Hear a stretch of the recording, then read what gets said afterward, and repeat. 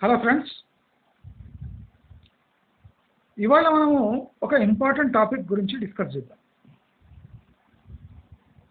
నాకు చాలా ఇష్టంగా ఉన్న టాపిక్, నేను చాలా లైక్ చేసే టాపిక్ ఎకనామిక్స్కి సంబంధించింది. అదే ఆర్థిక మాంద్యము. మనం ఇవాళ అసలు ఆర్థిక మాంద్యం అంటే ఏమి, అది ఎలా సృష్టించబడుతుంది, దీనికి కారకులు ఎవరు, ఈ ఆర్థిక మాంద్యం ఏర్పడితే ఏం చేయాలి. చాలామంది ఆర్థిక మాంద్యం వస్తుంది అంటే అదేదో పులి వచ్చినట్టు ఫీల్ అవుతారు. అదేదో ట్రైన్లోనో బస్సులోనో ఎక్కి వచ్చినట్టు. చాలామందికి ఈ ఎకనామిక్ డిప్రెషన్ అంటే తెలియదు. అది ఆల్రెడీ వాళ్ళ ఇంట్లో ఉంది అని కూడా తెలియదు. సోయి లేకుండా పడి ఉన్న కోట్లాది జనాలకు వాళ్ళ ఇంట్లో ఆల్రెడీ ఆర్థిక మాంద్యం వచ్చి తిష్ట వేసింది అని కూడా తెలియదు. నేను గత నా 1 year వీడియోస్లో మీ డబ్బులు బ్యాంకులో పెట్టకండి, చిన్న వ్యాపారాలు చేయండి, రియల్ ఎస్టేట్లో పెట్టుబడులు వద్దండి,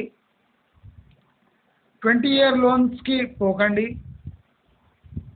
ఆల్రెడీ రియల్ ఎస్టేట్ 300% బబుల్ స్టేజ్లో ఉంది,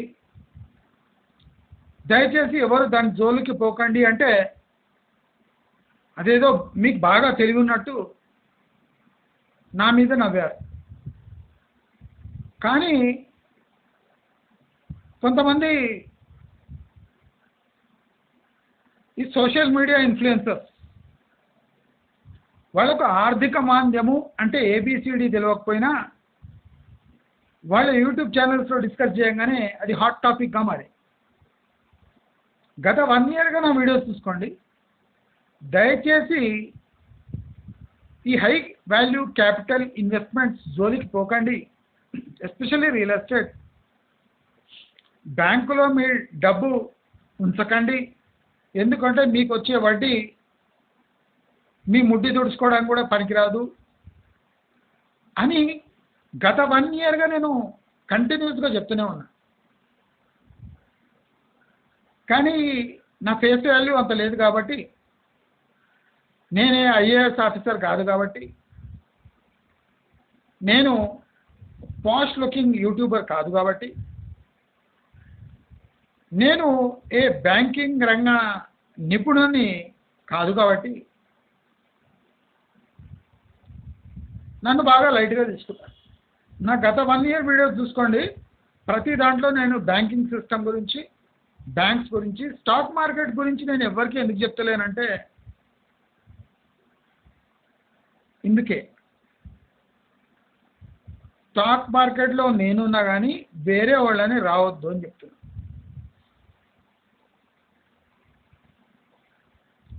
సిప్పులల్లా పెట్టొద్దు అని చెప్తాను.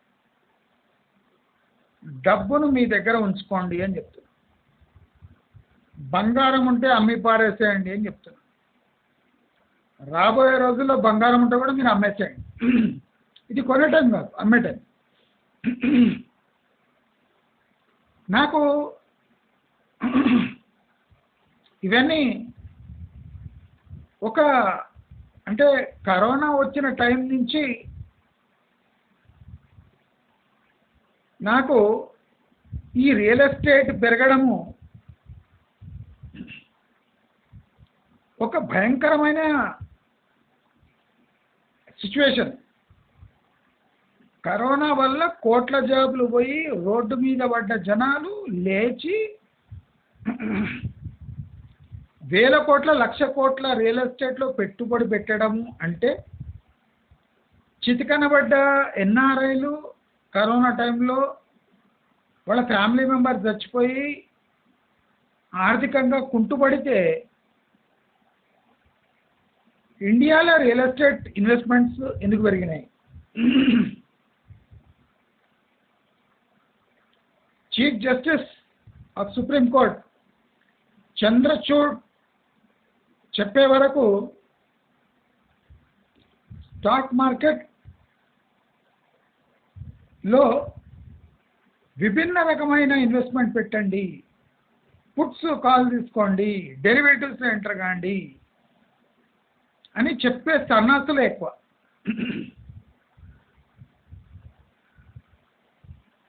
ఫ్యూచర్స్లో ట్రేడ్ ఇలా చేయాలి, పుట్స్ కాల్స్ ఇలా కొనుక్కోవాలి.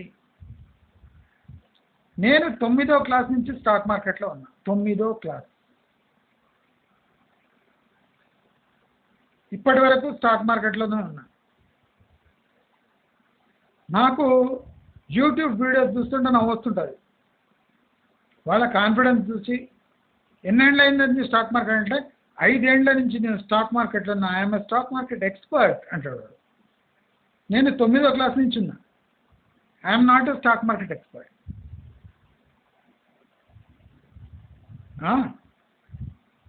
నేను దేంట్లో ఎక్స్పర్ట్ కాదనండి, కానీ నేను చెప్పింది అయితేనే ఉంటాయి గ్రౌండ్లో. దానికి నేను కాలర్ ఎగరేసుకోను, అలవోకగా చెప్పేస్తా. నా పాత వీడియోస్ చూసుకోండి.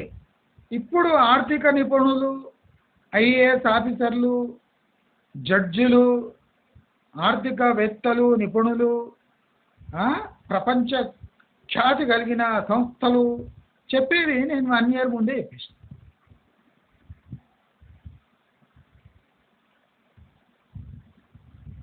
అంటే ఈ జ్ఞానము ఒక విజ్ఞానమా అంటే కాదు.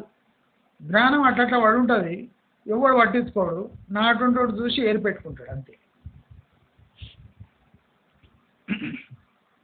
ఇప్పుడు నేను మీకు 1 సంవత్సరం ముందే ఈ ఆర్థిక మాంద్యము అని మాట్లాడినా అనుకోండి, అసలు రియల్ ఎస్టేట్ పడుతున్నట్లనే నన్ను రాళ్ళు తీసుకొని కొడుతున్నారు జనాలు. సార్ ఎవడన్నా సార్ రియల్ ఎస్టేట్ ప్రాక్టికల్గా ఎందుకు పడుతుందని ఒక్కడు క్వశ్చన్ వేయలే. పడదు రియల్ ఎస్టేట్ పడదా, తిరగడమే కాదు పడడం ఉండదు అన్న. మొన్న chief justice Chandrachud stock market జాగ్రత్త, అక్కడ ఏమో జరుగుతుంది అనగానే అందరూ అలర్ట్ అయిపోయారు. అంత పెద్ద మనిషి అన్నాడంటే ఇక మనం సర్దుకోవాల్సిందే అంటున్నాం. నేను ఇప్పుడు నా ఛానల్లో చాలామంది అడుగుతున్నారు అసలు ఆర్థిక మాంద్యం అంటే అసలు వీళ్ళకి ఈ డౌట్ ఎందుకు వచ్చింది అని కొద్దిగా అక్కడిక్కడ చూసిన. అయితే బాలలత అని ఒక ఐఏఎస్ అకాడమీ నడిపిస్తుంది, ఆమె ఆర్థిక మాంద్యం గురించి మాట్లాడింది. ఒక ఫేమస్ ఇంటర్నేషనల్ అనలిస్ట్ ప్రతి ఒక్కటి ముందే చెప్పేసిండట.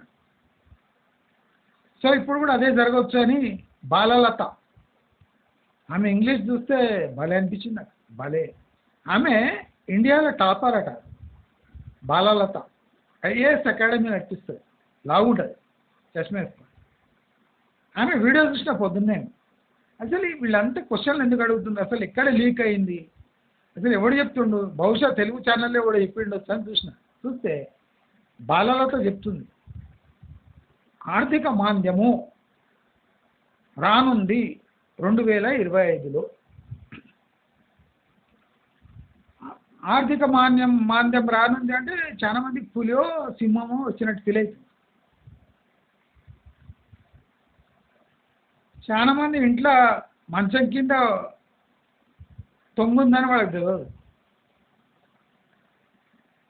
ప్రతి ఇంట్లో ఫ్రిడ్జ్లో ఆర్థిక మాంద్యం ఫ్రీజర్లో దాక్కుందని తెలియదు. ప్రతి మనిషి అల్మారీ లాకర్లో అది తిష్ట వేసింది అని సోయలేదు. ప్రతి ఆడవాళ్ళ మెడలో కిలోల కొద్దీ బంగారం ఆర్థిక మాంద్యం రూపంలో వేలాడుతుందని తెలియదు. చాలా మందికి కోట్లు విలువ చేసే ఫ్లాటు ఒక ఆర్థిక మాంద్యాన్ని సూచిస్తుంది అని తెలియకుండా ఈఎంఐ రూపంలో ఫ్లాట్లు కొనుక్కొని ఆర్థిక మాంద్యంలో ఇరుక్కోపోయినారు అని సోయి లేకుండా తొంగున్నారు. అంటే బాలలత అనే ఒక ఫేమస్ పర్సనాలిటీ వచ్చి చెప్పాలి, తెలుగు ప్రజల్లారా, తెలుగు ప్రజల్లో ఉన్న ఇల్లిటరేట్స్ లారా, ఆర్థిక మాంద్యము వస్తుంది అనగానే ఏదో లెటరింగ్ వచ్చినట్టు, లూజ్ మోషన్ వచ్చినట్టు ఫీల్ అవుతారు. అందరు అప్పుడు చెంబు పట్టుకున్నారు. అప్పటివరకు బాగానే కూర్చుండే చైర్లా అందరు. బాలలతో వచ్చి చెప్పింది ఆర్థిక మాంద్యం వస్తుంది అనగానే అరే వచ్చినట్టు అనిపిస్తుంది అని అప్పుడే చెంబులు పట్టుకొని పోయారు. చెంబెట్టుక కూర్చొని డిస్కషన్ చేసుకుంటున్నారు. అరే ఏంద్రా ఆర్థిక మాంద్యం వస్తా అన్నది వస్తూనే లేదు, అమ్మ 5 నిమిషాలే కూర్చున్నాం చెంబు పట్టుకొని ఆర్థిక మాంద్యం వస్తుందని రాకపోయా. బ్యాంకులు కూలుతాయట, స్టాక్ మార్కెట్ పడిపోతుందట, రియల్ ఎస్టేట్ గట్టిగానే ఉండేరా మొన్నటి వరకు. 100 పెడితే 300 వస్తుండే ఒక సంవత్సరంలో. ఏమో కూలిపోయిందట. ఎందుకు? కేసీఆర్ దిగిపోయిందా? కేసీఆర్ దిగిపోయినట్టు వరల్డ్ బ్యాంకుకి ఏమైనా తెలిసిందా అండి? బాధపడుతుండ్రా వరల్డ్ బ్యాంకులో? అమెరికాలో కూడా బాగా బాధపడుతున్నాడు రా కేసీఆర్ దిగిపోయినందుకు. అందుకోసం రియల్ ఎస్టేట్ పడిపోతుంది. అంటే ఆర్థిక మాంద్యం గురించి డిస్కషన్ మన తెలుగు రాష్ట్రాల్లో ఇట్లుంటుంది. చెంబు పట్టుకొని కూర్చున్నవాడు డిస్కషన్ చేసుకుంటారు. ఆర్థిక మాంద్యం వస్తలేదెందుకు, మనం ఎంత ఒత్తిడి వేసినా ఎందుకు వస్తలేదు.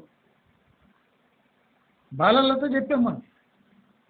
ఇప్పుడు బాలలత మేడం అనడానికి ఫాలోవర్స్ లక్షలలో ఉన్నారు.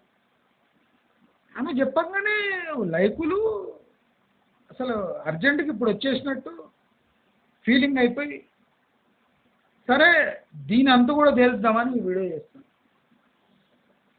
అసలు ఆర్థిక మాంద్యం అంటే ఒక నార్మల్ ఫెలోకి తెలవలసిన విషయం.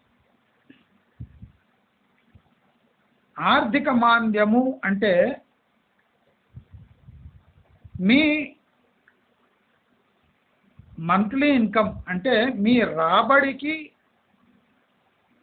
పెరుగుతున్న ధరలకు పొంతన లేకపోయి ప్రపంచంలో లేదా మీ జేబులో డబ్బులు మీకు అతి ముఖ్యమైన కార్యాలకు కూడా సరిపోని స్థితి వచ్చినప్పుడే దాని ఆర్థిక మాంద్యము అంట. ఇది ఎక్కడ ఉంటుంది? దీని అడ్రస్ ఏమి?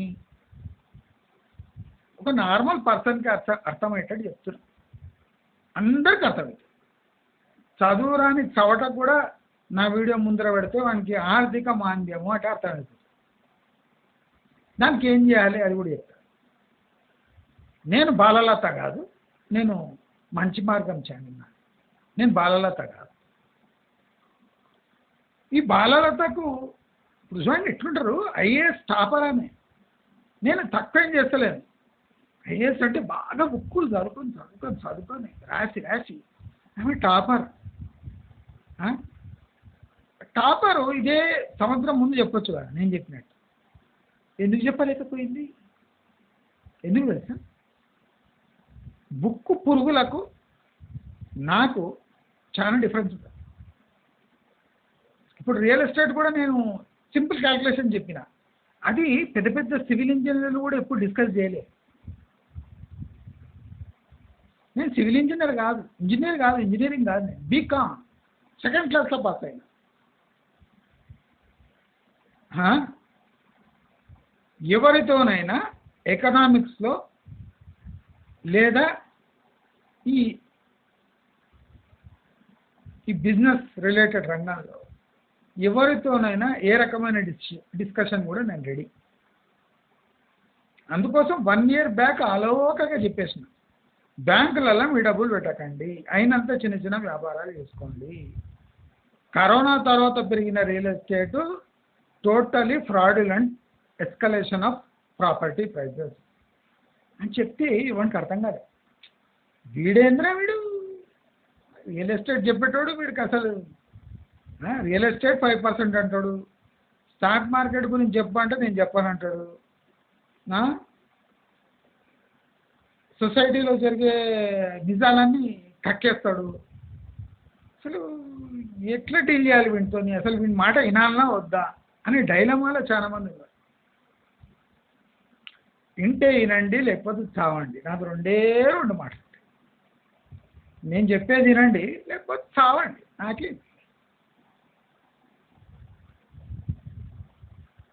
రేపు బాలలత మేడం లాంటి వాళ్ళు వచ్చి చెప్పాలి అంటే ఇంటా అంటే మీరు అదేనండి, అప్పటివరకు లేట్ అయిపోతుంది.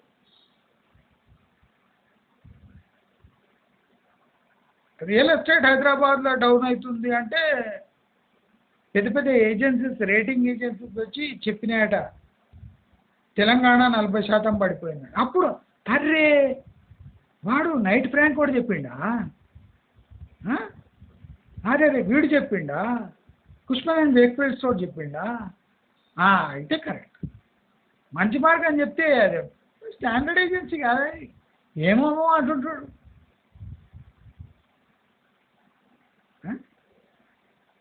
ఎవడో వచ్చి పెద్దోడు చెప్పాలి, బోస్టన్ కన్సల్టింగ్ కూడా వచ్చి చెప్పాలి, ఆండర్సన్ కన్సల్టింగ్ అటువంటి పెద్ద పెద్ద ఏజెన్సీ, లేదా పెద్ద పెద్ద బ్యాంక్స్ మేనేజ్ చేసుకోవడం చెప్పాలి. చెప్తే కానీ మీకు అసలు అది ఆర్థిక మాంద్యం అని ఏం తెలియకపోయినా ఆర్థిక మాంద్యం వస్తుందటనే. అవును, ఎప్పుడైనా రావచ్చట. మొత్తం వచ్చి ఇంట్ల మీద పడుతుందటనే ఆర్థిక మాంద్యము. ఎక్కడంటే అక్కడ వస్తుందట, కూరగాయల మార్కెట్లో వస్తుందట, బ్యాంకులలో వస్తుందట, దయ్యం లెక్కనటనే ఆర్థిక మాంద్యము వస్తుందటనే. నిజమే, అవును. ఇక బర్రె పాలు తీసుకుతుంటే కూడా ఆర్థిక మాంద్యం ఉండబడ్డది దాంట్లోనే. కరోనా లెక్కటనే ఆర్థిక మాంద్యము. అవును, మొన్న చెప్పే వాడు ఎంకడిగాడు లేడే, సిటీలో ఉంటాడు. ఎంకడిగాడే మన సిటీకి పోలేదే 2 సంవత్సరాల క్రితం, కంప్యూటర్ మీద చేస్తాడు. వాడు చెప్పేనే అత్త ఆర్థిక మాంద్యం వస్తుంది అత్త జాగ్రత్త అన్నాడు. అయ్యా, డాక్టర్లు కూడా ఏం చేయలేడటనే ఆర్థిక మాంద్యం వస్తే. అవునటనే, కరోనా వస్తే టీకాలు వేసేది కానీ ఆర్థిక మాంద్యం వస్తే ఇక కూటికి కూడా గతివిడాడటనే. ఈ ఆర్థిక మాంద్యం కూడా వారేతు అరే కరోనా పోయిందనుకుంటే ఈ ఆర్థిక మాంద్యం వచ్చి పడని. అమ్మ పాలు వెతుకుతుంటే కూడా బర్రె పాలల్లో ఆర్థిక మాంద్యం ఉంటాడటనే. అవును, అబ్బో, మళ్ళీ ఏం చేద్దామంటావు? మందు సీసా కొనుక్కుంటా కూడా దాంట్లో కూడా ఆర్థిక మాంద్యం అటనే. ఇక ఏం చేయమంటావు, కళ్ళు సీసాలో కూడా ఆర్థిక మాంద్యం వస్తుందట. మన దగ్గర డిస్కషన్ ఇట్లుంటుంది. అంటే ఆర్థిక మాంద్యము అంటే ఏంది, ఎకనామిక్ డిప్రెషన్, అది ఎవరి క్రియేషన్? అది మన క్రియేషన్. అది ఎక్కడ ఉంటుంది? మన పాకెట్లో ఉంటుంది. దీనికోసం మనం ఏం చేయాలి?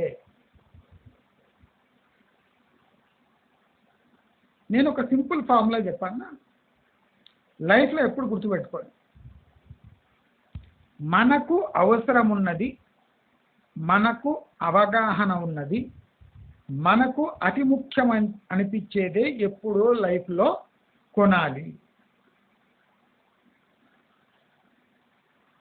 ఇంకోటి చెప్పనా, మనకు ఏదైనా ఫస్ట్ టైం అవసరం లేదు అనిపించిందో అది అమ్మి పారేయద్దు. ఒకసారి అనిపిస్తుంది అది తీసి పారేద్దామని, పారేయకండి. రెండోసారి అనిపిస్తుంది, పారేయకండి. అది ఏమైనా పనికి వస్తుందా ఒకసారి చూసుకోండి. మూడోసారి అనిపించిందా ఇంకా ప్రెషర్ పెట్టి ఆలోచించండి, ఇది మనకి ఇంకా ఏమన్నా పనికి వస్తుందా. 3 సార్లు మీకు నో అనిపించింది అనుకోండి, అప్పుడు చెత్తబుట్టలో. ఆశ్చర్యపోతున్నారా? ఆర్థిక మాంద్యానికి ఈయన చెప్పేదానికి ఏమన్నా దగ్గర సంబంధం ఉందని?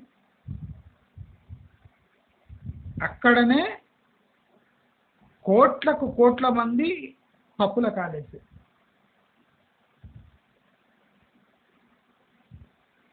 కోటీశ్వరులు ఆర్థిక మాంద్యం గురించి ఆలోచిస్తారు కనుక జాగ్రత్త పడి కోటీశ్వరులుగా మిగిలిపోతారు.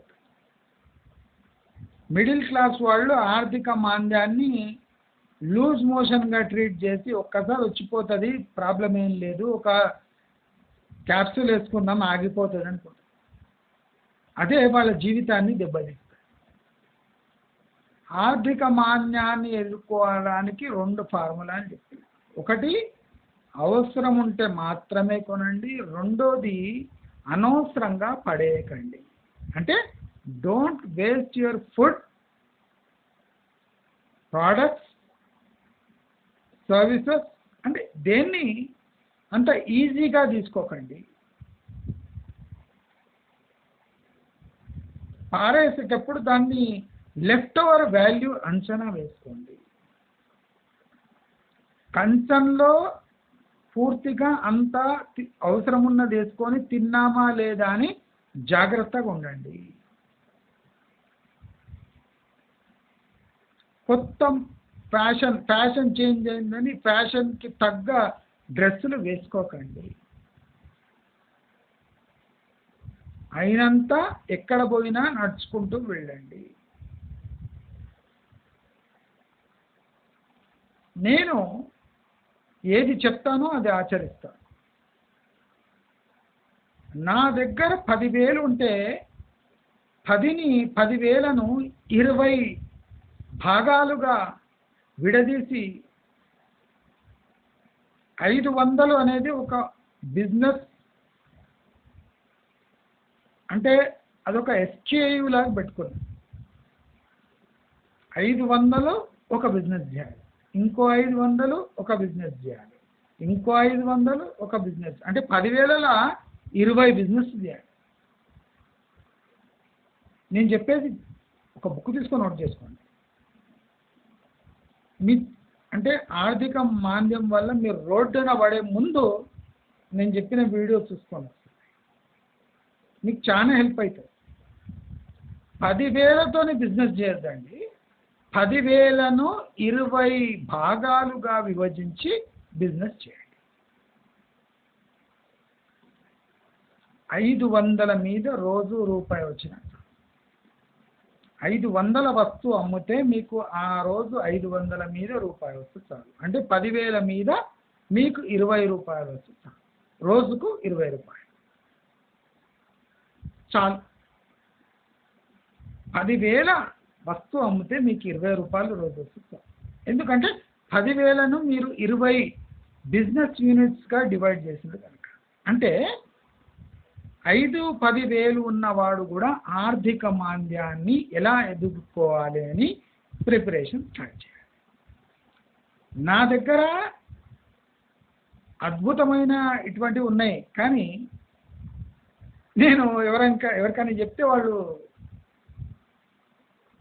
ఒక్కోసారి అట్లా ఉంటుంది.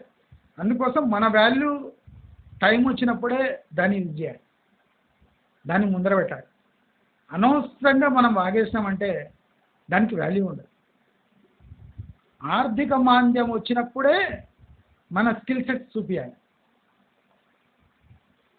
చాలా మంది లక్షల్లో వేలల్లో అప్పులు తీసుకొని వ్యాపారాలు చేయాలి, ఏమవసరం. ఆడవాళ్లకు వంట వచ్చా, ఆడవాళ్లకు బ్లౌజ్ కుట్టడం వచ్చా, నేను సామాన్య ప్రజలకు అలౌకగా బతికే మంచి విద్య. ఆడవాళ్లకు వంట వచ్చా, ఆర్థిక మాంద్యం ఏం బీకలేదు. ఆడవాళ్లకు బ్లౌజ్ కుట్టడం వచ్చా, ఆర్థిక మాంద్యం ఏం బీకలేదు. ఇవి 2 నేర్చుకొని ఒక 2-3 ఏళ్ళైనా గెలవండి. నాకు దండం పెట్టిపోతుంది. అదేం సార్ మీరు ఆర్థిక మాంద్యాన్ని ఎదుర్కోవడానికి ఆడవాళ్ళకు 2 చిట్కాలు, అనవసరంగా ఖర్చు పెట్టద్దు, ఏది ఈజీ వాడవద్దు, అంటే ఇంత అసలు దీనికి ఆర్థిక మాంద్యాన్ని కంట్రోల్ చేసేదానికి ఏం సంబంధం ఉంది కానీ చెప్పేసారు మేము ఆచరించడం ఎక్సలెంట్ రిజల్ట్స్ వస్తున్నాయని చెప్తారు.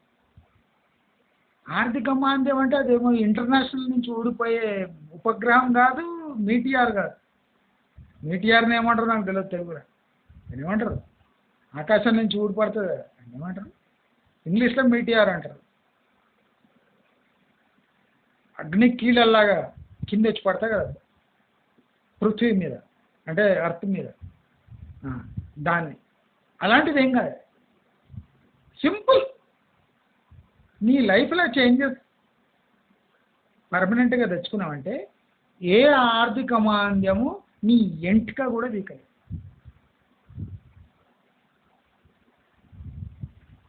డబ్బు కోసం నామోషి మానేయాలి. నీ చదువుకు నీ సంపాదనకు ఏ పొంతన లేదు. నువ్వు బాగా చదువుకునుంటే నేను 10వ క్లాస్ పాస్ అయినా, ఇప్పుడు చూడండి నేను ఒక బ్యూటిఫుల్ మీకు చెప్తా, జన్మంతా గుర్తుంచుకోండి. నీ చదువు నిన్ను బ్రతికించలేకపోతుంది అంటే, ఫర్ ఎగ్జాంపుల్ నువ్వు పీజీ చేసినావు, జాబ్స్ దొరుకుతలేవు. నువ్వేం చేయాలంటే పీజీ సర్టిఫికెట్లు, డిగ్రీ సర్టిఫికెట్లు, ఇంటర్ సర్టిఫికెట్ తీసి లోపల ఎక్కడ పైన కన్నా పడేసి 10th సర్టిఫికేటే పెట్టుకో. ఎక్కడైనా పోయి నేను 10th పాస్ అయినా సార్ అని చెప్పి నీకు మస్తు జాబ్స్ వస్తాయి. డెలివరీ బాయ్, హోటల్లో పనిచేసేది. అంటే 10th పాస్ అయినా అని నువ్వు ఒక్కసారి మైండ్లో డిసైడ్ అయినా అనుకో, నీకు ఏది కష్టంగా అనిపించదు, ఏది నీ స్టాండర్డ్కి తక్కువ అనిపించదు. ఏ జాబ్ వచ్చినా అలవకగా చేస్తావు. బాబు ఈ సంచి ఎత్తేస్తే నీకు 50 రూపాయలు ఇస్తా అంటే ఇమ్మీడియట్గా ఎత్తేస్తావు. అదే నేను పీజీ చేసిన అని కూర్చున్నావు అనుకో, ఎవడో వచ్చి బాబు కొద్దిగా బ్యాగ్ ఎత్తేస్తే 50 ఇస్తా అంటే నన్ను ఏమనుకున్నావు బే, నేను పీజీ చేసిన, నేను డాక్టర్ చదివినా, నేను డాక్టరేట్ చేసిన, నన్ను ఏమనుకున్నావు? అంత చదివినానికి స్మార్ట్ ఫోన్ ఆపరేషన్ తప్ప ఏం రాదండి. అదే మీరు ఆ సర్టిఫికెట్లన్నీ పైన వారేయండి, ఈజీగా వస్తుంది. బాబు నువ్వు ఆఫీస్ బాయ్ జాబ్ చేస్తావు అంటే చేస్తా సార్ అంటే, బాబు నువ్వు టీ అమ్మాలి, మార్కెటింగ్ చేయాలి, పోయి చేస్తావా? చేస్తా సార్.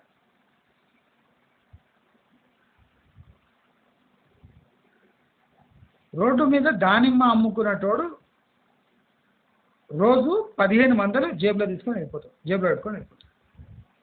ఎంతమంది పీజీ చేసిన వాళ్ళు 500 సంపాదించగలుగుతున్నారు పర్ డే. ఎందుకో తెలుసా? మన చదువు మనల్ని చంపేస్తుంది, గుర్తుపెట్టుకోండి. నేను బీకామ్ 2nd క్లాస్ అని ఎందుకు చెప్పాను తెలుసా? నేను లైఫ్లో ఏదైనా టర్న్ వచ్చి ఏమైనా తేడా వచ్చి నా బతికేస్తాను. మీకు చెప్పిన ఫార్ములా యూజ్ చేస్తా. రోడ్డు మీద పండ్లు అమ్ముకుంటా, రోడ్డు మీద దోశ వేస్తా, రోడ్డు మీద సాయంత్రం మిర్చి బజ్జీలు అమ్ముకుంటా, పాషేర్లో పోయి బర్గర్లు అమ్ముతా. ఏమని? ఎందుకంటే నేను బీకామ్ 2nd క్లాస్ మాత్రమే, అది కూడా తీసిపారేసి 10th క్లాస్ అని చెప్పుకుంటా. ఆర్థిక మాంద్యాన్ని ఎదుర్కోవటం ఎలా? ఫస్ట్ స్టెప్ ఇది. ఆర్థిక మాంద్యం గురించి ఇది ఫస్ట్ వీడియో. మనం ఆర్థిక మాంద్యంలో ఇలా వెళుతుంటాం కదా, అలా అప్పుడప్పుడు నేను మీకు దాని బయట ఎలా పడాలో రాబోయే వీడియోలో చెప్తా. మంచి మార్గంలో సబ్స్క్రైబ్ చేసుకున్నారంటే మీ లైఫ్ టర్న్ కావాలి. నేను ఎంతో చెప్పినా, నా పంతా మార్చుకున్నా అని చెప్పినాను లేదా?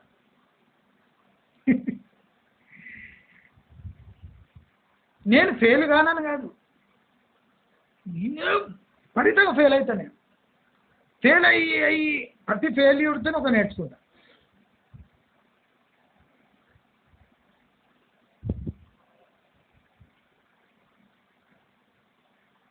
అదే ఫెయిల్యూర్ మీరు ఎదుర్కోవద్దు. ఫెయిల్యూర్ అన్నది రసగుల్లా కాదు, గులాబ్ జామున్ అందరు తినడానికి. ఒకడు ఫెయిల్యూర్ ఎదుర్కొన్నాడు అంటే దాని పాఠాలు వేరే వాళ్ళు నేర్చుకోవాలి, జాగ్రత్త పడాలి.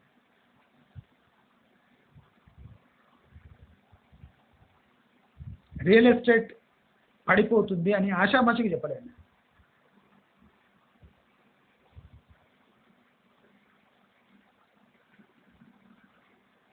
నేను బాగా ఆలోచించి సామాన్య ప్రజలను భయపెట్టి పక్కకు జరిపేసిన.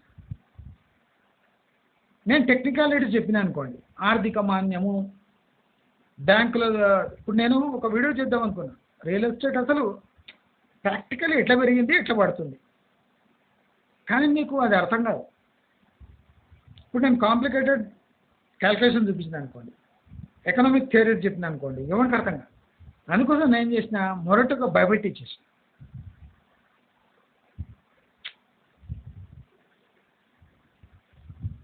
ఒక గుండా మాట్లాడినట్టు మాట్లాడి అంటే సామాన్య ప్రజలకు ఎట్లా అర్థమవుతుందో అట్లా చెప్పేయాలి, వాళ్ళని జరిపేయాలి. నేను economic theories, principles, notes, modes అని చెప్పిన అనుకోండి, మీకేం అర్థం కాదు. వారిని వీడు ఏం మాట్లాడుతుండో మనకేం అర్థం అవుతలేదంటారు. Real estate పడదంటారు. నేను చెప్పిన మెథడ్కి మీరు అందరికి కన్విన్స్ అయిపోయింది రియల్ ఎస్టేట్ పడుతుంది. అవునా లేదు? ప్రాక్టికల్గా జరిగిపోయింది కూడా, జరుగుతుంది కూడా, రేపు జరుగుతుంది కూడా, జరుగుతూనే ఉంటుంది కదా. దాన్నే ఆర్థిక మాంద్యము అంటారు. ఈ ఆర్థిక మాంద్యము అని నాకు ముందే అర్థమైంది కనుక మీకు అందరినీ అలర్ట్ చేసి, ఇప్పుడు నేను చెప్పిన అనుకోండి 10,000తో బిజినెస్ చేయండి. 10,000తో బిజినెస్ ఎట్లా చేస్తారు నాయన? 10,000కి ఏమొస్తుంది అంటారు. నేను 10,000తో బిజినెస్ చేయమంటలేను, 10,000ను 20 భాగాలుగా విభజించి బిజినెస్ చేయమంట.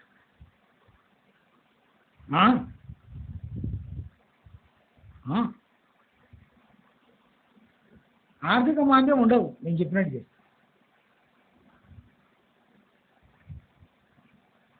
నేను చాలా విషయాలు మంచి మార్గం అనే ఛానల్లో డిస్కస్ చేయండి. మామూలుగా డిస్కస్ చేస్తేనే పడతలేదు కళ్ళ ముందు కనిపిస్తుంది, మొత్తం నష్టం అయిపోయింది. 30,000 గజం ఉంది, ఎవడు కొంటలేడు 2 సంవత్సరాల నుంచి. దాని వాల్యూ 30,000 ఉంది.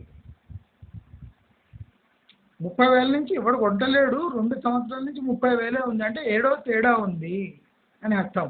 కానీ జనాలకు అట్లా కాదు, పడతలేదు భయ్, గట్టిగా ఉంది మార్కెట్, గట్టిగా లేదు, సడన్గా 3,000 పడిపోతుంది.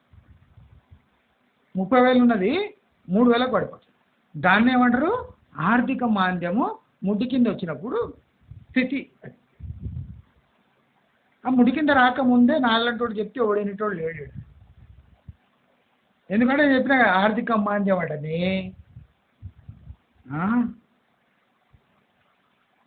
బుక్క పెట్టుకుంటే బుక్కలో కూడా వస్తుందట రాళ్ళలా. ఆర్థిక మాంద్యం అటని. మన బియ్యం మనమే కొనుక్కోలేకపోతున్నామే.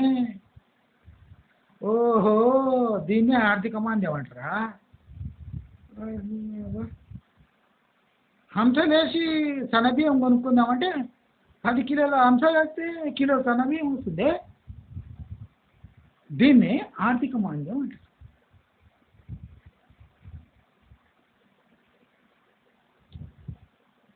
ఆర్థిక మాంద్యం అనేది మనం సంకనెక్కించుకున్న కోతిపిల్ల.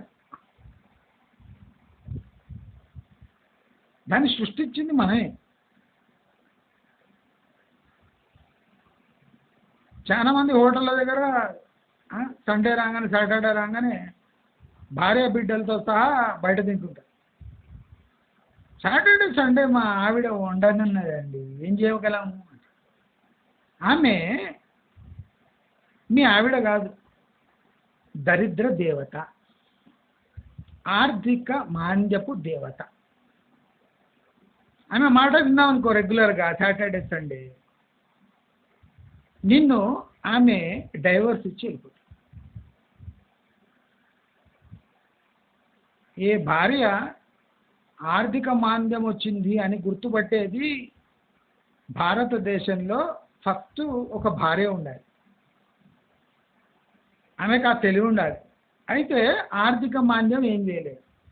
భార్యకే ఆ తెలివి లేదనుకో, ఆర్థిక మాంద్యం వచ్చి గుద్ద మీద ఒకటి చనిపోతుంది లేవకుండా. అప్పుడు ఈ ఆర్థిక మాంద్య దేవత ఏం చేస్తుంది? నిన్ను వదిలిపెట్టి వెళ్ళిపోతుంది. బేకారు కాడట. వాడు బేకారు కాదు, నీవు బేకారు దాన్ని.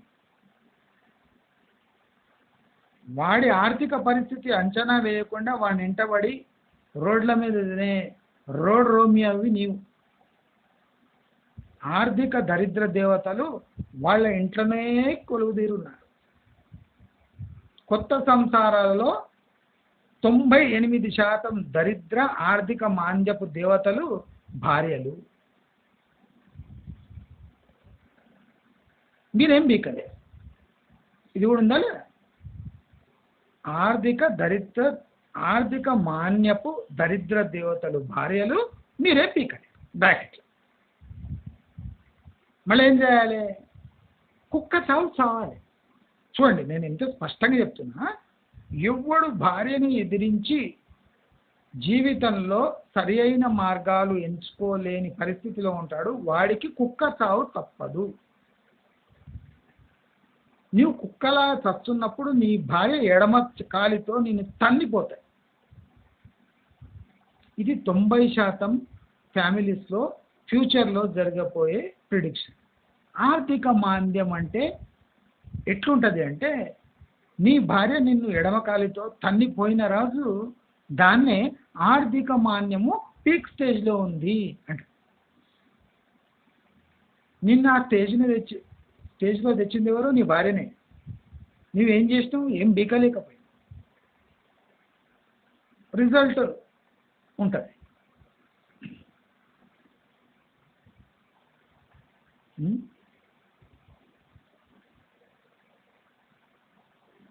మనము సంపాదించేది ఎందుకండి? మనం సంపాదించేది మనము ఊహించని పరిణామాలు ఎదుర్కోవడానికి మన సంపద పనికి రావాలి, ఆ టైంలో పనికి రావాలి అని సంపాదించి. నార్మల్ టైంలో నార్మల్గా బతకాలి. ఎక్స్ట్రాడినరీ టైమ్స్లో అంటే ఛాలెంజింగ్ టైమ్స్లో అలవోకగా బతకడానికే ఈ సేవింగ్స్ పనికి.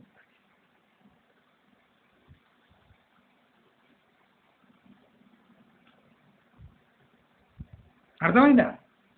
ఎవరికైనా అర్థమవుతుందా? ఆర్థిక మాంద్యం అంటే ఏందో సింపుల్. అయితే ఇప్పుడు ఆర్థిక మాంద్యం వల్ల బ్యాంకులు కుప్పకూలుతున్నాయంట కదా. మాట, ఆర్థిక మాంద్యం వల్ల ప్రపంచంలో బ్యాంకులన్నీ కుప్పకూలని ఉన్నాయట కదా. బ్యాంకులు హిస్టరీలో చాలాసార్లు కూలీ కొన్ని విషయాలు అవగాహనలోకి తెచ్చుకున్నాయి. అవి జాగ్రత్త పడుతున్నాయి. 30 ఏండ్ల క్రితం బ్యాంకులు కూలినట్టు 60 ఏండ్ల క్రితం బ్యాంకులు కూలినట్టు కూలవు. ఆర్బీఐ అనే ఒక రెగ్యులేటరీ అథారిటీ ఉంది, దానికి కొన్ని పవర్స్ ఉన్నాయి. కనుక బ్యాంకులు అంతా అలవోకగా కూలిపోవు. ఇది మంచి మార్గం యొక్క తమ్ముడు. అంటే ఈ కోఆపరేటివ్ బ్యాంకులు, మహిళా కోఆపరేటివ్ బ్యాంకులు, సిటిజన్ బ్యాంకులు ఇవన్నీ కూలిపోతాయి. ఈ కోఆపరేటివ్ బ్యాంక్స్, గల్లీకో బ్యాంక్ ఉంటుంది కదా, మై గల్లీకా బ్యాంక్ అని, అవన్నీ కూలిపోతాయి. దానికి పెద్ద టైం పట్టదు. కానీ పెద్ద బ్యాంకులు కూలవు, ఎట్టి పరిస్థితులు కూడా. అలాంటి పరిస్థితి భారతదేశంలో లేదు. అమెరికాలో ఉండొచ్చు, భారతదేశంలో లేదు. మీరందరూ ప్రశాంతంగా ఉండండి. కానీ బ్యాంకులో వేసిన డబ్బు దేనికి పనికిరాదు, ఏమీ రాదు. కనుక బ్యాంకులో నుంచి డబ్బు బయటికి తీయండి, దానికి పనిలో పెట్టండి. నరేంద్ర మోదీ చెప్పే విషయం కూడా అది.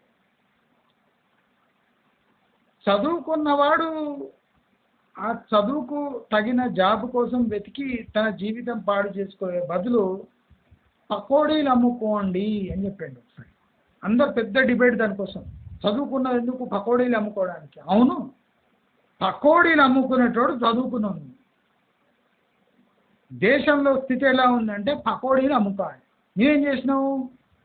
పీజీ పిహెచ్డి చేసినావు. నువ్వేం చేసినావు? ఐఏఎస్ ప్రిపరేషన్ చేస్తున్నావు. నువ్వేం చేసినావు? బీటెక్ ఎంటెక్ చేసినావు.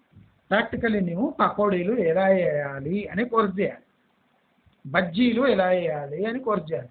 భారతదేశంలో బతకాలంటే బతక వాడే బతకగలడు, చదువుకున్నవాడు బతకగలడు అని గ్యారంటీ ఏం లేదు. నేర్చిన వాడే బతకగలడు. వృత్తి విద్యలు ఎవడు విడిచి సిటీలో పోయి పాషగా బతుకుతున్నామని విపరీతంగా చదువుతాడు, వాడు కుక్క చదువుతూ వస్తాడు. ఆర్థిక మాంద్యం దీన్ని సూచిస్తాడు. మీరు అందరు చెప్పినట్టు అమెరికాలో బ్యాంకులు షేక్ అవుతుండొచ్చు, కానీ భారతదేశంలో అలా షేక్ అయ్యే ఛాన్స్ లేవు. కోఆపరేటివ్ చిన్న బ్యాంకు, గ్రామీణ బ్యాంకులు లేచిపోతాయి. ఆర్థిక మాంద్యం 100%. సో కోఆపరేటివ్ చెత్త బ్యాంకులలో మీ డబ్బులు పెట్టుకోండి, పేరు మోసిన బ్యాంకులలోనే పెట్టుకోండి. బ్యాంకులలో పెట్టుకోనే కానీ బయట తిప్పండి. చిన్న బిజినెస్ చేయండి.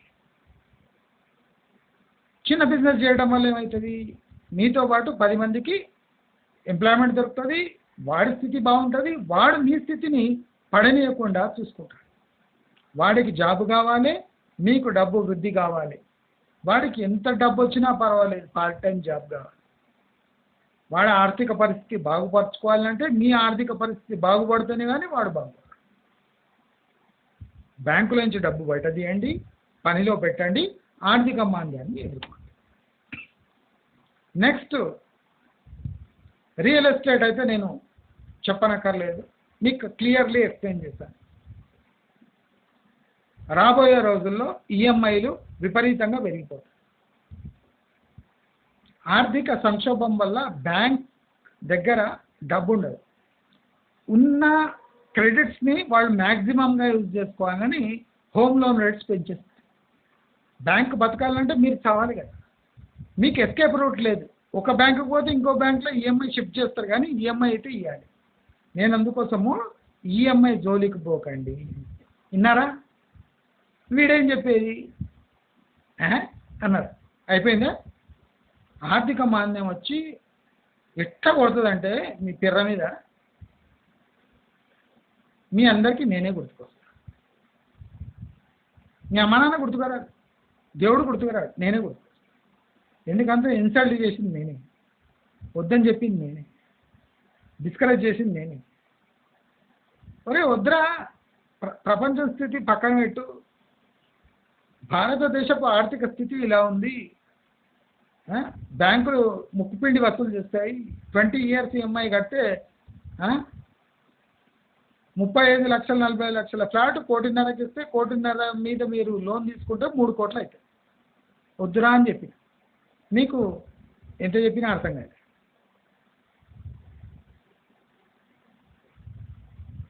ఆర్థిక రంగ నిపుణులు వచ్చి చెప్పాలి, అరే మీ ముడికిన నీళ్ళు వచ్చినాయిరా, కొద్దిగా లేవండి రా.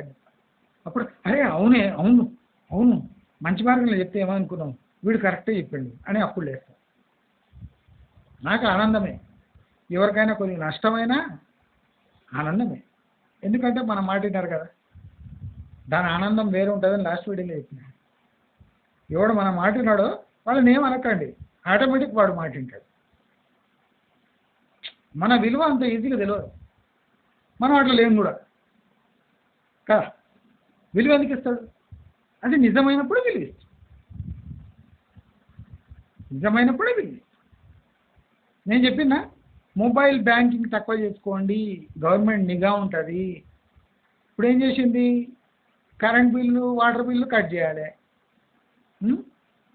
అక్కడ కట్ చేసేసింది. అంటే మొబైల్ బ్యాంకింగ్ని బాగా రిస్ట్రిక్ట్ చేస్తారు. త్రూ యూపీఐ పేమెంట్స్ జరుగుతాయి.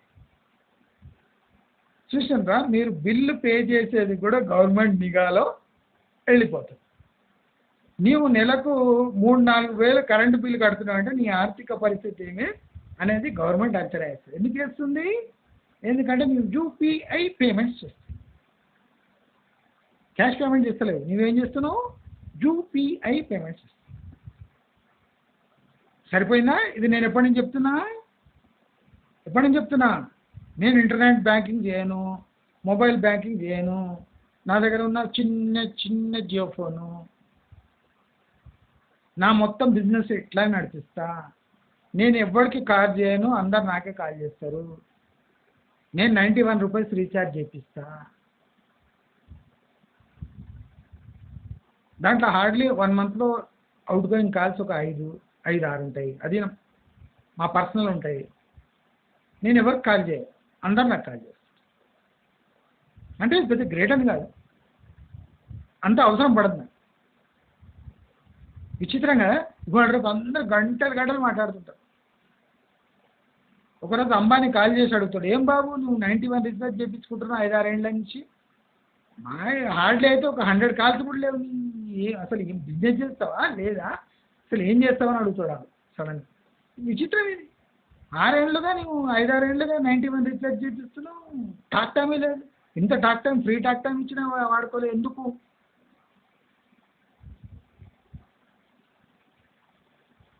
కాంప్లికేటెడ్ ట్రాన్సాక్షన్ చేస్తా, వేరే బిజినెస్లో నా ఇన్వెస్ట్మెంట్స్ ఉన్నాయి, నేను ఎవరితో ఎక్కువ మాట్లాడాను, ఓన్లీ మంచి మార్గంలోనే మాట్లాడతాను.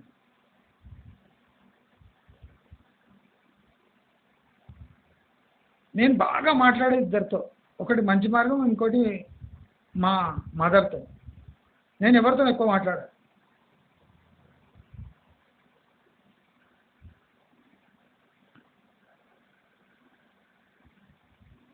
నేను చాలా సఫిస్టికేటెడ్, ఎక్సెప్ట్ ఈ మొబైల్ పేమెంట్లు, ఇంటర్నెట్ బ్యాంకింగ్లు, ఇట్లా గీకేది గోకేది ఇవి చేయను. కామ్గా ఉంటా, మామూలుగా ఉంటా. లేటెస్ట్ ఫ్యాషన్ ఏం ఫాలో కాను. నేను గార్మెంట్ ఇండస్ట్రీలో ఇనామోర్ అనే బ్రాండ్ తయారు చేసినాను,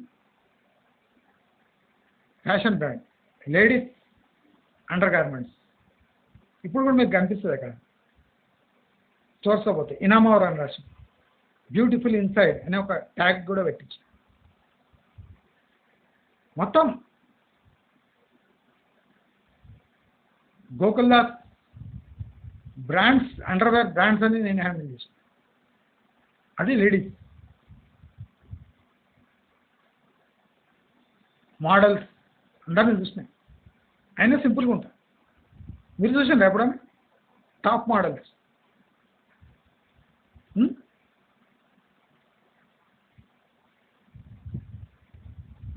ఇంటరాక్ట్ అయ్యిండ్రా? నేను చూసిన డిజైన్స్ ఆడవాళ్ళు కూడా చూసి ఉండరు, వాళ్ళు చూసి ఉండరు.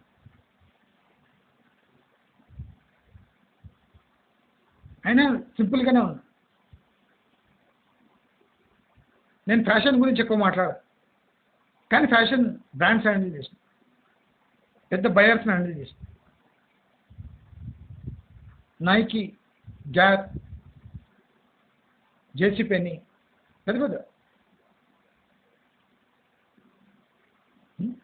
ఆరో, Abercrombie and Fitch, A&F, gap, చాలా ఫ్యాషన్ బ్రాండ్స్ అన్నీ హ్యాండిల్ చేస్తాం.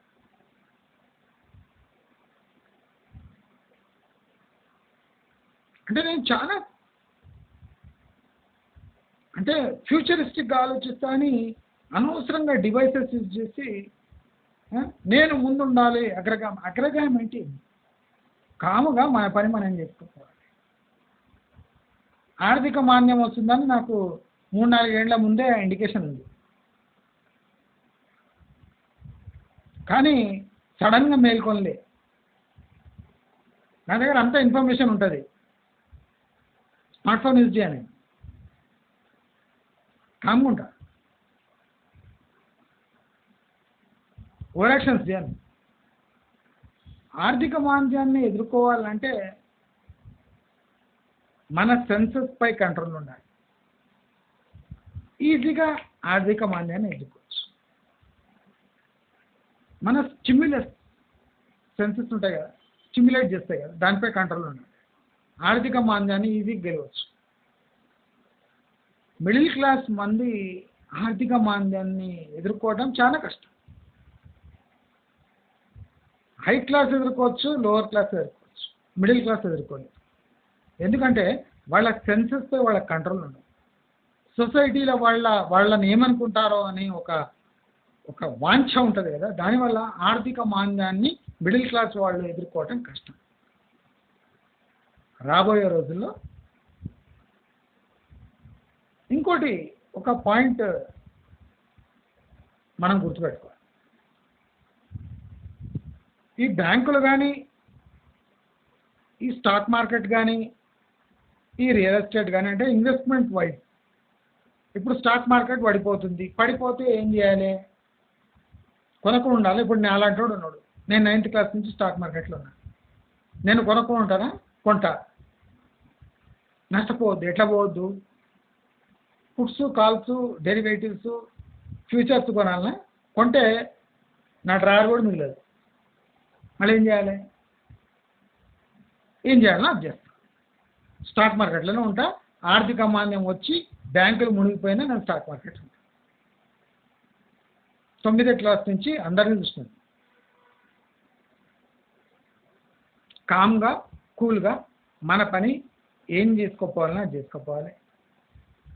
మన ఇన్కమ్ సోర్సెస్ని 4 ఇంతలు చేయాలి. 4 times. నువ్వు ఒకటి చేస్తుంటే ఇప్పుడు 4 చేయాలి. తప్పదు. ఆర్థిక మాంద్యం వస్తుందంటే నీ ఇన్కమ్ సోర్సెస్ని ఎక్కువ చేసుకుంటే కానీ దాన్ని ఎదిరించలేదు. నార్మల్ పీపుల్కి చెప్తుంది. బాగా ఎక్స్ట్రీమ్లీ రిచ్ ఉన్న వాళ్ళకి ఏం కాదు. ఆ తిండి గుడ్డకు, కార్లకు ఏం తక్కువ ఉండదు. వాళ్ళకు కూడా దెబ్బ పడుతుంది జబర్దస్త్, కానీ బిజినెస్ పరంగా వాళ్ళకు తిండి గుడ్డకి ఏం ప్రాబ్లం. కానీ మిడిల్ క్లాస్ వాళ్ళకు విపరీతమైన దెబ్బలు పడుతుంది.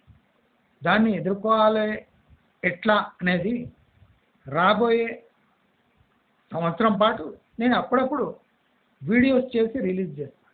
కానీ నేను ఒక్కటి చెప్పదలుచుకో,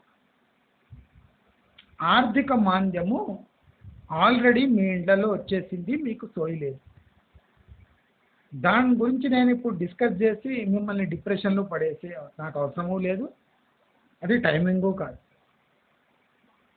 కరెక్ట్ టైంలో మీకు జీవితానికి ఉపయోగపడే టిప్స్ చెప్తాను, అది ఫాలో కాండి.